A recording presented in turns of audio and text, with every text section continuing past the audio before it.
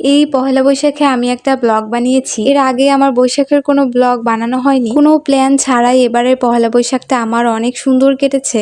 সকালবেলা ঘুম থেকে উঠে আমি রেডি হই মেলায় যাওয়ার জন্য। প্রতিবারই আমাদের এখানে শিশু পার্কে একটা মেলা বসে। এই যে সামনের যে স্কুলটা দেখা যাচ্ছে, এটা আমার জীবনের প্রথম স্কুল। ক্লাস 2 পর্যন্ত আমি এখানেই পড়েছি। এখন আমরা যাচ্ছি স্টেজের কাছে, ওখানে সাংস্কৃতিক অনুষ্ঠান হয়। আমার ভাইয়ের আবার এখানে গান আছে, তাই ওকেই খুঁজতে এসেছি। ও একদম সকাল সকালই চলে এসেছিল মঙ্গল শোভাযাত্রায়। আমাদের এখানে সকালবেলা মঙ্গল শোভাযাত্রায় অনেক বড় রেলি বের হয়। স্টেজের এখানে এসে দেখা হয়ে গেল অর্থির সাথে। ওর সাথে কিন্তু আমার এই অনেক দিন পর দেখা। আর এদিকে আমি একটা বাঘ মামাকে পেয়ে গেছি। অনেকের পোস্ট দেখলাম যে বাঘ নাকি কখনো পহেলা বৈশাখ করে না, কারণ বাঘ পান্তা খায় না। এই যে দেখো, বাঘ পহেলা বৈশাখ করতে চলে এসেছে। পরে আমরা স্টলের দিকে যাই, ওইদিকে অনেকগুলো স্টল বসেছিল, মাটির খেলনার, চায়ের, চুড়ির, আরো অনেক কিছু। এই যে দেখো, এখানে পৃথিবীর যত ফল আছে সব বানিয়ে রেখে দিয়েছে। সব থেকে অবাক করা বিষয় হলো এগুলোর প্রতি পিস মাত্র 12 টাকা করে ছিল। তবে এই তালটার দাম হলো 50 টাকা, যেটা আমার অনেক পছন্দ হয়েছিল। মেলায় ঘুরতে ঘুরতে আমার একটা ফ্রেন্ডের সাথে দেখা হয়ে যায়। ওরও এখানে নাচ আছে, এরপরে ওর নাচটাই দেখতে গিয়েছিলাম। তখন আমি একটু ভিডিও ক্লিপস নিয়ে রাখি। নাচটা শেষ হওয়ার পর আসার পথে আমার একটা ছোট ভাইয়ের সাথে দেখা হয়ে যায়। ও হলো আমার ভাইয়ের স্কুলেই পড়ে, আমার ভাইয়ের থেকে একবার সিনিয়র। এরপরে আমরা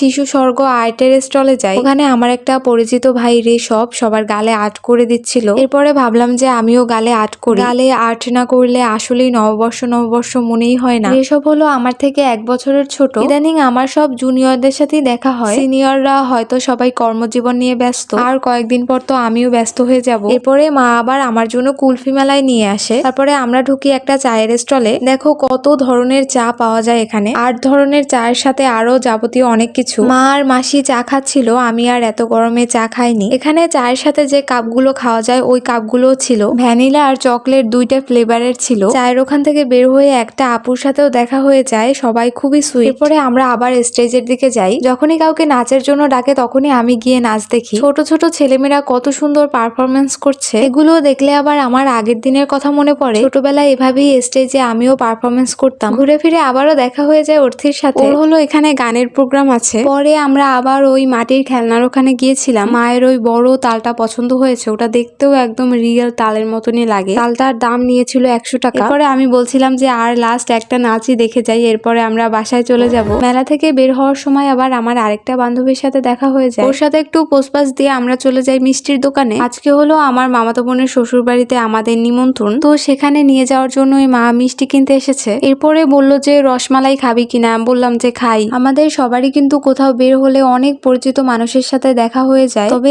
আমি সবার সাথে ভিডিও করতে কমফোর্ট ফিল করি না। যাদের সাথে কথা বললে আমার মতন মনে হয় তাদেরকে আমি বলি যে চলো